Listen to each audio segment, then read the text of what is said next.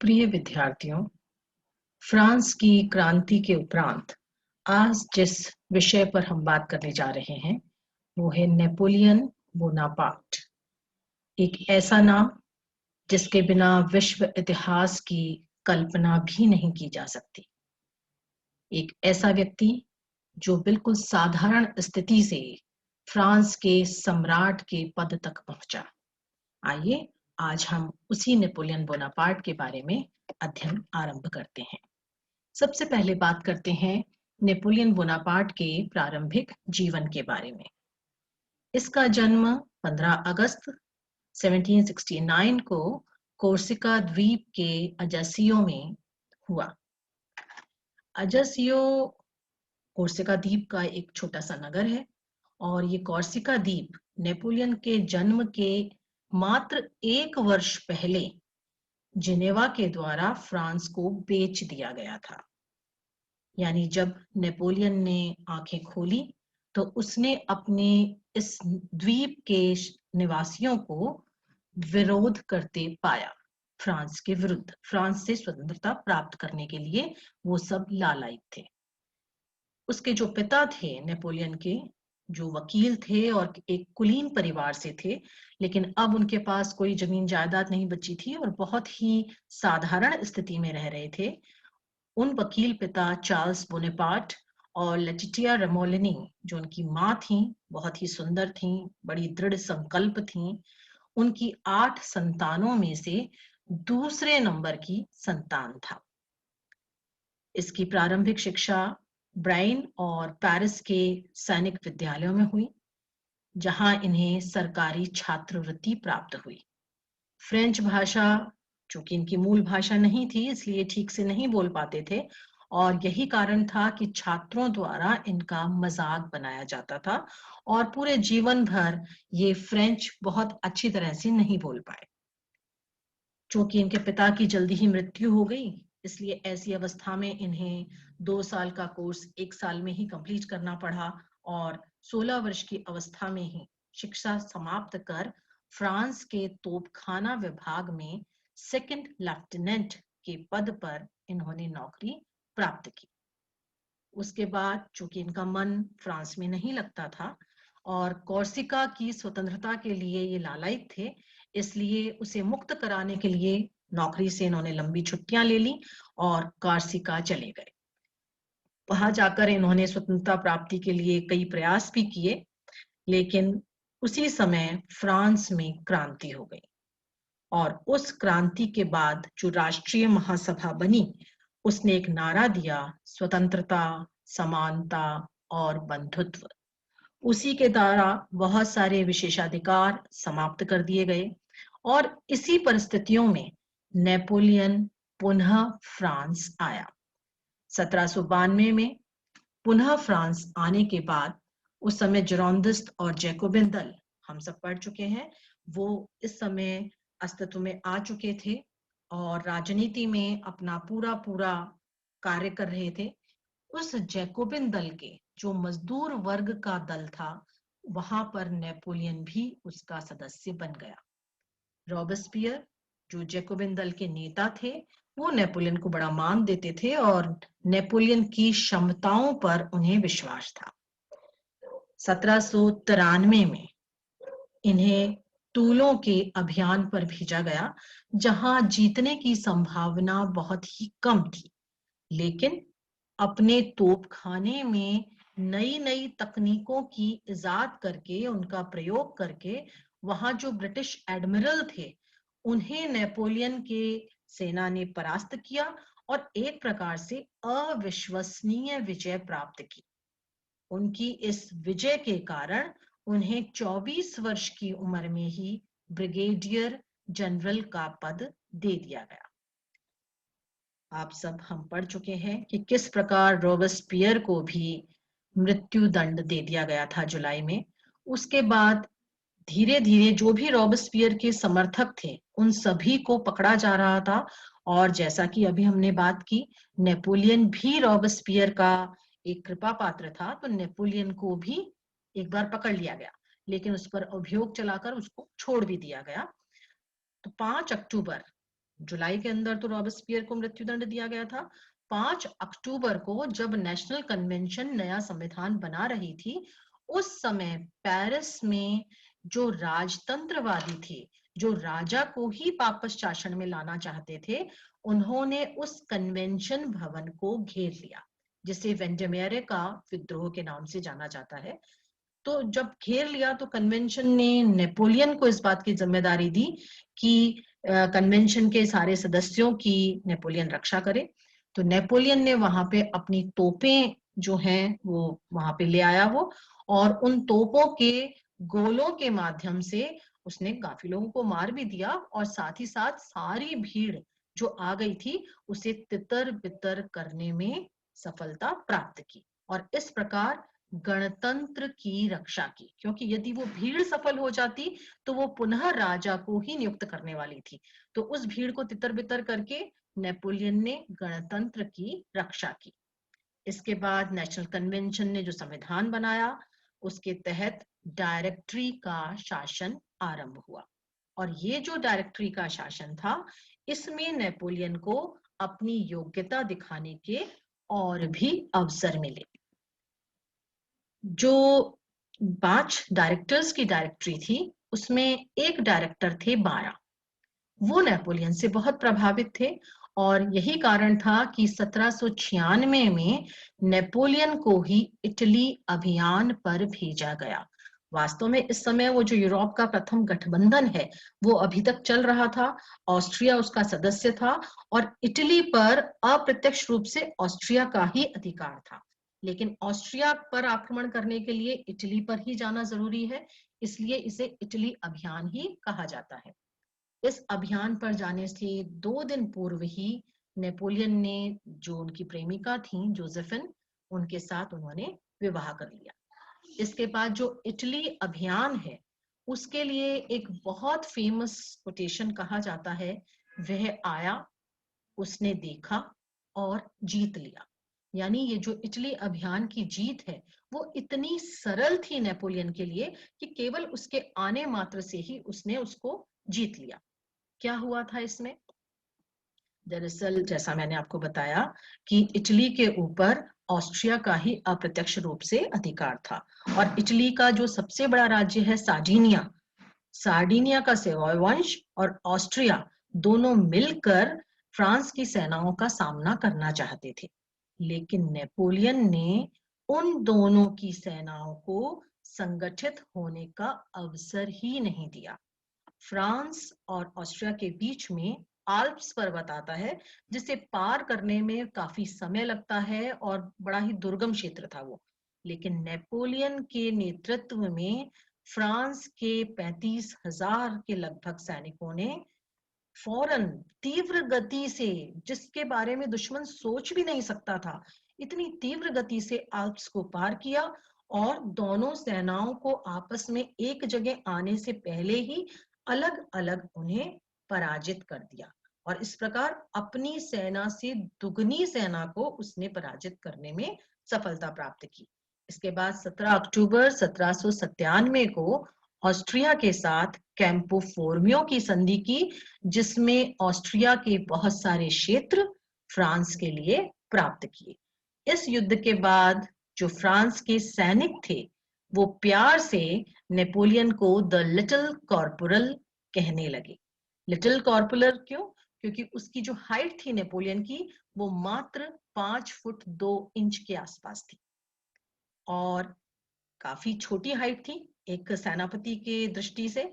लेकिन जो उसने सफलता प्राप्त की, उसके कारण सभी सैनिकों ने उस पे अपना विश्वास जाहिर किया, और उसे उपाधि भी थी द लिटिल कॉर्पोरल। ये जो इटली अभियान था, इसमें नेपोलियन के द्वारा बहुत सारे महत्वपूर्ण कार्य किए गए। जैसे इटली के जो छोटे छोटे राज्य थे उनको जोड़कर उसने सिसलपाइन गणतंत्र और लिगुरियन गणतंत्र की स्थापना की। मजे की बात यह है कि इसके लिए नेपोलियन ने डायरेक्टरी से या किसी भी एक डायरेक्टर से कोई अनुमति प्राप्त नहीं की। जैसे कि एक सार्वभौमिक संप्रभु राजा जिस तरीके से स्वयं निर्णय लेता है, उसने स्वयं ही निर्णय ले लिया और फ्रांस के गणतंत्र की तर्ज पर इन्हें भी जोड़कर और गणतंत्र की यहाँ पर स्थापना कर दी। इसके अतिरिक्त जो मोनालिसा की पेंटिंग है लियोनार्डो दा विंची की, उस प्रसिद्ध पेंटिंग को नेपोलियन अपने साथ फ्रांस ले आया। इटली की जो जनता थी, जो सामंतवाद अपने निरंकुश राजाओं से परेशान थी, उसे सामंतवाद से मुक्ति दिलाई और उसे ये अनुभव करने का समय दिया कि वो सब एक हैं। और यही कारण रहा कि बाद में इटली का एकीकरण संभव हो सका। इसके अतिरिक्त इस युद्ध में नेपोलियन ने जो धनराशि जीती थी, उस धनराशि को उसने फ्रांस भेजा और इस तरीके से जो फ्रांस के डायरेक्टर्स थे उनको भी थोड़ा शांत कर दिया। जो उपहार उसे प्राप्त हुए थे उसे उसने अपने सैनिकों में बांट दिया और सैनिकों का भी स्नेह भाजक बन गया। अब जो प्रथम गठबंधन था यूरोप का, उसमें देश पराजित हो चुके थे, केवल मात्र इंग्लैंड ही बचा था। तो डायरेक्टर्स, जो कि अब नेपोलियन की लोकप्रियता बढ़ रही थी, इसलिए चाहते थे कि नेपोलियन फ्रांस से बाहर ही रहे। तो उन्होंने इंग्लैंड जो बचा था उसके विरुद्ध नेपोलियन को पुनः नियुक्त कर दिया कि अब आप इंग्लैंड को भी हराइए। नेपोलियन का एक मानना था कि इंग्लैंड को हम प्रत्यक्ष आक्रमण द्वारा नहीं जीत सकते, क्योंकि आमने सामने आक्रमण करेंगे तो इंग्लैंड की भूमि पर जाकर आक्रमण करना संभव ही नहीं है, क्योंकि बीच में इंग्लिश चैनल है और इंग्लैंड की नौसेना इतनी मजबूत है कि वहां वो सैन्य को आने ही नहीं देगी। दूसरा, आमने सामने करते हैं तो इंग्लैंड की नौसेना से पार पाना बड़ा मुश्किल है। नेपोलियन ये सोचता था कि इंग्लैंड का जो भी बल है वो सब उसके धन के कारण है, और उसका धन कहाँ से आ रहा है? उपनिवेशों से। इसलिए यदि उपनिवेशों से आने वाले धन को रोक दिया जाए तो इंग्लैंड को पराजित किया जा सकता है, ऐसा नेपोलियन का मानना था। तो जब उसको इंग्लैंड के विरुद्ध कहा गया कि भाई इंग्लैंड के विरुद्ध आपको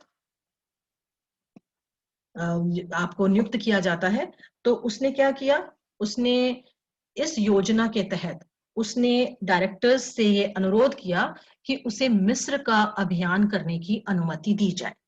मिस्र का अभियान वो क्यों करना चाहता था? क्योंकि उसका ये मानना था कि यदि मिस्र को जीत लिया जाता है तो जो समुद्री मार्ग से इंग्लैंड अपने उपनिवेशों में जाता है या वहां से कोई माल आता है या धन आता है, तो मिस्र के अंदर यदि फ्रांस का आधिपत्य रहता है तो वहां से उस माल को, उन जहाजों को रोका जा सकता है, इंग्लैंड के ऊपर अंकुश लगाया जा सकता है। तो ये योजना उसने डायरेक्टर्स को बताई और अनुमति मांगी। क्योंकि डायरेक्टर्स तो ये चाहते ही थे कि नेपोलियन बाहर ही रहे, तो उन्होंने इसको अनुमति दे दी। चूंकि इंग्लैंड का सबसे ज्यादा धन भारत से आता है, तो मिस्र में अधिकार करने के बाद जो भारत है वहां से आने वाले धन पर रोक लगाई जा सकती थी। और आपको शायद ज्ञात हो कि नेपोलियन ने, जो यहाँ टीपू सुल्तान थे भारत में, उन्होंने उनसे भी पत्र व्यवहार किया था इस बारे में। हालांकि ये बात बाद में ज्यादा सफल ना हो सकी, सक्सेस ना हो सका, नहीं तो हो सकता है कि भारत की स्वतंत्रता बहुत पहले ही प्राप्त हो जाती। खैर, इंग्लैंड मिस्र की ओर नेपोलियन ने अभियान करना आरंभ किया। 21 जुलाई 1798 को नेपोलियन बचते बचाते मिस्र में पहुंच गया था और वहां उसने पिरामिडों का युद्ध किया, जिसमें मिस्र पे जिनका अधिकार था, मामलुक तुर्कों का, उन्हें बुरी तरह से पराजित किया गया और मिस्र पर अधिकार कर लिया गया। लेकिन ये अधिकार ज्यादा समय तक नहीं रह पाया, क्योंकि जो अंग्रेजी बेड़े उस समय वहां थे सागर में, उनमें एडमिरल नेल्सन थे और उन्होंने नील नदी के युद्ध में नेपोलियन को न केवल शिकस्त दी, न केवल पराजित किया, बल्कि फ्रांस का जो बेड़ा था वो भी अपने अधिकार में कर लिया। इसके बाद वहां से हारकर नेपोलियन लेकिन वापस नहीं लौटा और जनवरी 1799 में उसने सीरिया पर आक्रमण कर दिया। वहां रहते हुए वो फ्रांस की स्थिति पर पूरी तरह से ध्यान रखे हुए था। 21 अगस्त 1799 को उसने अपनी जो बची हुई सेना थी उसे एक अधिकारी को सुपुर्द किया और खुद कुछ विश्वस्त सैनिकों के साथ फ्रांस के लिए रवाना हो गया। उधर 1799 में ही यूरोप के देशों ने फ्रांस के विरुद्ध द्वितीय गठबंधन का निर्माण कर लिया। 18 और 19 नवंबर को जब यहाँ पर आ गया था नेपोलियन, तो उसने एक राज्य विप्लव में डायरेक्टरी का अंत कर दिया और एक नए शासन की स्थापना की, जिसे नाम दिया गया कॉन्सुलेट का शासन। इस कॉन्सुलेट के शासन के अंतर्गत नेपोलियन ने जो प्रावधान किया था, उसने कहा 3 कॉन्सुल्स होंगे जो कार्यपालिका का काम देखेंगे, जिसमें एक तो वह स्वयं होगा नेपोलियन, एक सीए होगा और एक ड्यूके होगा। इनमें जो प्रथम कॉन्सल है नेपोलियन वो होगा और उसके पास जो सबसे ज्यादा अधिकार हैं वो उसके पास रहेंगे। इस तरीके से उसने कॉन्सुलेट के शासन की घोषणा की। अब बात ये आती है कि नेपोलियन जो कि एक सामान्य व्यक्ति था, उसका पहले तो सेनापति के पद तक पहुंचना और उसके बाद शासन हस्तगत कर लेना, और उसके बावजूद भी फ्रांस की जनता का बिल्कुल खामोश रहना, क्योंकि जो डायरेक्टरी थी या उस समय जो व्यवस्थापिका चल रही थी वो सब जनता के द्वारा चुनी गई थी, लेकिन नेपोलियन के द्वारा बंदूक की नोक पर उनसे शासन हस्तगत कर लिया गया, लेकिन फ्रांस की जनता मौन रही। क्या कारण थे नेपोलियन के इस उदय के? तो उसमें हम देखते हैं कि जो फ्रांस की क्रांति थी, उसने सबसे पहले जो घोषणा की थी, जो नारा दिया था, वो था स्वतंत्रता, समानता और बंधुत्व।